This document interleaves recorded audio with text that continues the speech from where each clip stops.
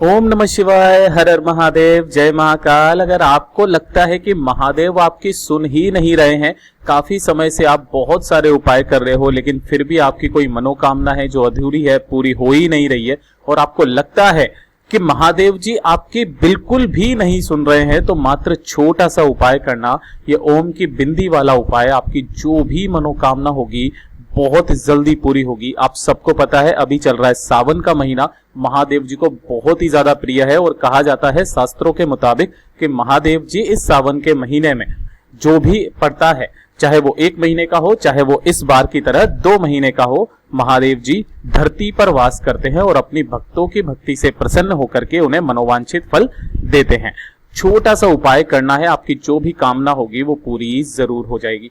पूज्य गुरु जी की कथा से सुन करके और समझ करके पूरे उपाय को बड़े ही विस्तार से बताऊंगा आसान भाषा में, परंतु उससे पहले आप सबसे एक छोटी सी गुजारिश करूंगा कि जो लोग पहली बार आए हैं चैनल को सब्सक्राइब जरूर कीजिएगा और वीडियो को लाइक करके महादेव जी का कोई सा भी प्यारा नाम कमेंट बॉक्स में लिखना मत भूलिएगा। इस पूरे वीडियो के अंदर हम लोग 2 महा उपायों के बारे में बात करेंगे जो कि आपकी हर एक मनोकामनाओं की पूर्ति करेगा। महादेव अगर आपकी नहीं सुन रहे हैं तो इस बार उन्हें सुननी पड़ेगी।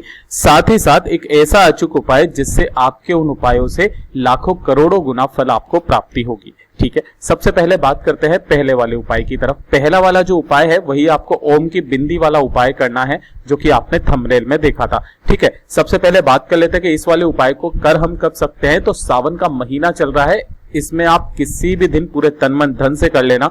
कुछ खास स्थितियां जो गुरुदेव ने बताई है इस वाले उपाय के लिए, वो बताई है सोमवार का दिन, मंगलवार का दिन। ठीक है, इसके अलावा अगर आप करोगे तो शिवरात्रि के दिन, प्रदोष के दिन। कौन कौन से दिन? शिवरात्रि और प्रदोष के दिन आप इस उपाय को करने से मत चूकिएगा, और एक शनिवार का दिन। बहुत ही ज्यादा अचूक दिन है, बहुत ही ज्यादा शानदार दिन है, और बीच में अगर कोई एकादशी आ जाए तो उस दिन भी आप इस उपाय को कर सकते हो। यानी कि कुछ एक खास तिथियां किस तरीके से? सोमवार, सावन के सोमवार सभी महत्वपूर्ण है। सावन का जो मंगलवार होता है, मंगला गौरी व्रत होता है, माता पार्वती जी का होता है, शिवरात्रि, प्रदोष, शनिवार और साथ ही साथ एकादशी, इन तिथियों को आप ये वाला उपाय कर सकते हो। तो ध्यान से सुनना, इस उपाय के लिए आपको करना क्या होगा? सबसे पहले लेना होगा 1 लोटा तांबे का। ठीक है, इसके अंदर आपको ज्यादा कुछ नहीं भरना है, अपने घर का शुद्ध जल भर लेना और ज्यादा कुछ नहीं करना, सिर्फ अपने घर का शुद्ध जल भरना। और इसके बाद में आपके घर में जो भी अवेलेबल हो, चाहे वो पीला चंदन हो, चाहे वो लाल चंदन हो। पीला चंदन की जगह अगर आपके पास में अष्टगंध है तो आप अष्टगंध भी ले सकते हैं, आप अष्टगंध ले लेना। अगर ये नहीं है तो आप लाल चंदन लेना। गुरुदेव हमेशा कहते हैं कि आपको इस तरीके से मुठिया रखनी चाहिए, मार्केट से पिसा हुआ पीला चंदन ना लें, इस तरीके से ले लें, इसको घिस करके काम में लिया करें। ठीक है, और इसी के साथ चाहिए आपको क्या? थोड़ा सा गाय माता का घी। ध्यान रखना, चंदन आपको ज्यादा नहीं चाहिए, चुटकी भर चंदन चाहिए, और ये चाहिए गाय माता का घी। ठीक है ना, इन तीनों चीजों को लेकर के पहुंच जाना महादेव जी के मंदिर शिवलिंग के पास। अब ध्यान से सुनना, इस उपाय को करने का एक खास नियम है। अगर आप सावन के महीने में इस वाले उपाय को कर रहे हैं, आपको फेस रखना होगा अपना उत्तर दिशा की तरफ। ध्यान रखना, क्या रखना होगा? फेस रखना होगा आपको उत्तर दिशा की तरफ में। और सबसे पहले आपने जो 1 लोटा शुद्ध जल लिया है, वो 1 लोटा शुद्ध जल मेरे देवादिदेव महादेव जी के ऊपर कुंदकेश्वर महादेव जी के नाम से आपको सबसे पहले समर्पित करना होगा। किनके नाम से? कुंदकेश्वर महादेव जी के नाम से समर्पित करना होगा। जैसे ही आप ये समर्पित कर देंगे उसके बाद में आपको यहाँ पर बैठ जाना है, और बैठ जाने के बाद अब ध्यान से सुनना, जो आपने लाल या पीला चंदन, जो भी चंदन आपने लिया है, उस चंदन के ऊपर अंदर आपको मिलाना होगा गाय माता का घी। ठीक है, और ये जो गाय माता का घी मिला करके जो एक घी वाला चंदन जो आपने बनाया है ना, इस चंदन में आपको डुबोनी होंगी आपके हाथ की 3 अंगुलियां। ठीक है ना, 2 तरीके से होता है ये वाला उपाय, चाहो तो आप ओम से कर लीजिए, चाहे आप त्रिकुंड से कर लीजिए। ठीक है ना, जैसे कि ये 5 उंगलियां होगी। ठीक है, छोटी वाली उंगली और बड़ी और अंगूठे को छोड़ करके जो 3 उंगलियां बची है ना, इन तीनों उंगलियों को आपको दबाना है उसी वाले घी के अंदर जिसके अंदर आपने लाल चंदन या पीला चंदन मिलाया है। और इससे आपको क्या करना होगा? शिवलिंग के ठीक यहां पर आपको त्रिपुंड बनाना होगा। क्या बना देना होगा? त्रिपुंड बना देना है। और त्रिपुंड बना देने के बाद में जो बीच में आप बिंदी लगाओगे ना, वो कौन सी वाली उंगली से लगाओगे? अनामिका उंगली, जो कि सबसे छोटी वाली जो उंगली होती है ना, उसके पास वाली उंगली, वो होती है अनामिका उंगली, रिंग फिंगर। उससे आपको यहां पर बीच में जब आप ये बिंदी लगाओगे ना, तो इस बिंदी पर आपको उसे टच करे रहना है, और टच करे रहने के पश्चात ही आपको टच करवाए हुए ही आपकी जो भी मनोकामना है मेरे देव आदिदेव महादेव जी से कह देना है।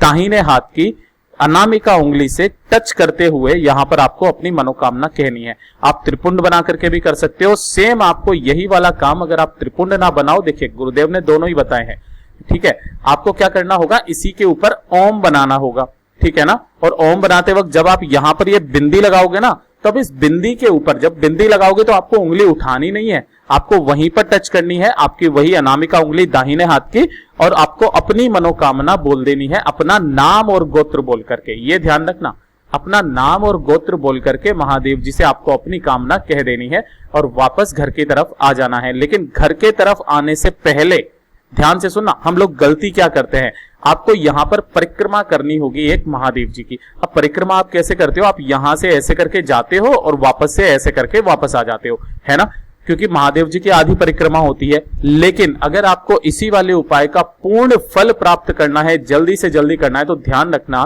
कि जब आप यहां से परिक्रमा स्टार्ट करोगे और शिवलिंग के पीछे चले जाओगे, तो वहां पीछे से खड़े होकर के आपको नंदी भगवान के दर्शन जरूर करने हैं।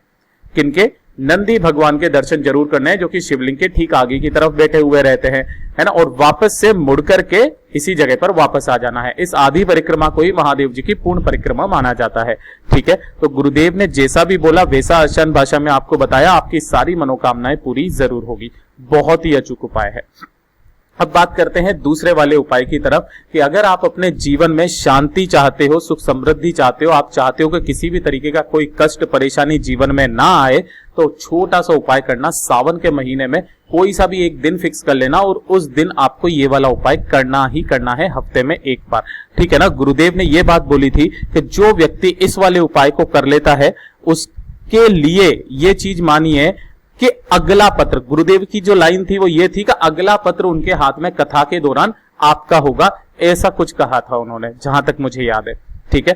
बहुत ही सुंदर उपाय है। मेनली जो उपाय है ये शिवरात्रि के लिए किया जाता है। आपकी जो भी कामना सिद्धि पूर्ति, कार्य सिद्धि, कष्ट तकलीफ जीवन में, नौकरी धंधा, सब कुछ खत्म हो जाएगा, सब कुछ आपको मिल जाएगा, सारी परेशानियां खत्म हो जाएगी, ठीक है। ध्यान से सुनना, आपको इसके लिए क्या करना होगा, आपको इस तरीके से 3 दीपक तैयार करने होंगे। किसके 3 दीपक होने चाहिए ये ध्यान रखना, ये होने चाहिए गाय माता का घी होना चाहिए इसके अंदर, दूसरी गोल बत्ती होनी चाहिए, ठीक है ना, और मिट्टी का दीपक होना चाहिए। किसी और का दीपक मत लगाना, मिट्टी का दीपक। कितने तैयार करने हैं, 3 दीपक तैयार करने हैं। और हफ्ते में जो एक दिन अगर आप करते हो तो सही बात है, लेकिन जब आप सावन में करोगे तो सावन से या तो आप 3 लगातार शिवरात्रि ये वाला उपाय कर लोगे ना, तो गुरुदेव ने बोला है कि अगला जो पत्र होगा आपकी कामना पूर्ति का वो मेरे हाथ में होगा। प्रैक्टिकल करके जरूर देखना, कहीं सीहोर वाले महाराज झूठ तो नहीं बोल रहे हैं, ऐसा कुछ बोला। अब ध्यान से सुना, आपके ये जो 3 दीपक लिए है ना, जो भी महीने की शिवरात्रि आ जाए, क्या बोला मैंने, जो भी महीने की शिवरात्रि आ जाए, उस शिवरात्रि के दिन प्रदोष काल में आपको करना क्या होगा, 3 जगह पर 3 दीपक लगाने होंगे। पहला दीपक आप लगाओगे कहां पर, बेल पत्र के पेड़ के नीचे। कहां पर लगाओगे, बेल पत्र के पेड़ के नीचे, ठीक है। दूसरा जो दीपक लगाओगे वो लगाओगे आंवले के वृक्ष के नीचे, है ना, दूसरा दीपक आंवले के वृक्ष के नीचे। और जो तीसरा दीपक आपको लगाना होगा वो लगाना होगा शिव मंदिर की चौखट पर। ध्यान से देखिए कितना सुंदर मंदिर है कि शिव मंदिर अंदर है, बाहर नंदी महाराज बैठे हुए हैं। बहुत ही कम ऐसा देखने के लिए मिलता है, वरना काफी सारी जगहों पर ऐसा होता है कि नंदी बिल्कुल सामने वहीं पर होते हैं, ठीक है। तो जो चौखट होती है ना, इस चौखट पर आपको, यहां पर शिव मंदिर की चौखट पर आपको तीसरा दीपक, जो व्यक्ति लगातार 3 शिवरात्रि अगर ये वाला उपाय कर लेता है ना, लगातार 3 शिवरात्रि, और इस बार की तो बहुत ही ज्यादा संयोग बन रहा है, सावन में ही आपकी 2 शिवरात्रि पड़ रही है, तो हो सकता है आपको जो उपाय का फल है वो 2 ही शिवरात्रि में मिल जाए, ठीक है। तो पूज्य गुरुजी ने जैसा भी अपनी कथा में बताया वैसा आसान भाषा में आपको बताने का संपूर्ण प्रयास किया। वीडियो पसंद आया हो तो लाइक जरूर करना, चैनल को सब्सक्राइब जरूर कीजिएगा।